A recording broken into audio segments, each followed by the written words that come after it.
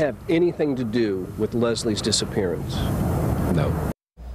13 years ago, I interviewed Billy Cook and asked him if he had anything to do with the disappearance of his ex-girlfriend, Leslie Adams. You heard it. He denied it.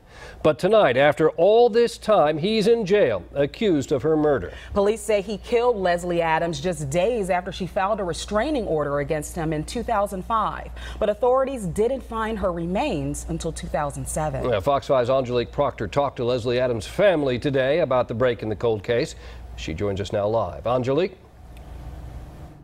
Well, Doug, Leslie's family tells me they never gave up hope that this case would be solved.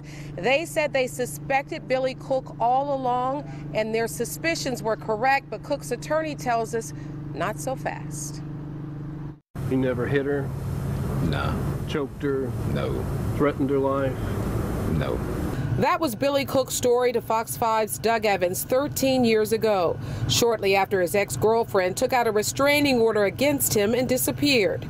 The court document in Leslie Adams' own handwriting states she was fearful for her life and claimed she had been choked and even called police 4 times within 90 days. Well, we was basically together most of the time. We argued a lot, but we never really got physical. But basically, we was happy a lot.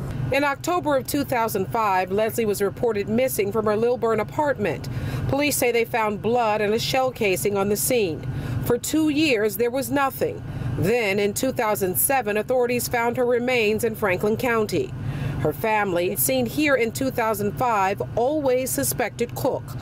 Her cousin spoke to me by phone Friday. Of course, our family is very happy that an arrest of Billy has been made, because we always knew that it was him. It brings up a lot that we have to unpack again, but if it means justice for Leslie, we are all for it. Gwinnett police say their cold case detectives reopened the case a year ago and kept plugging away. Then there's some new things that I can't go into great detail about that they were able to pinpoint together to show that he was responsible for her death. Cook's attorney disagrees. Do you believe time is on your side since the case is so old?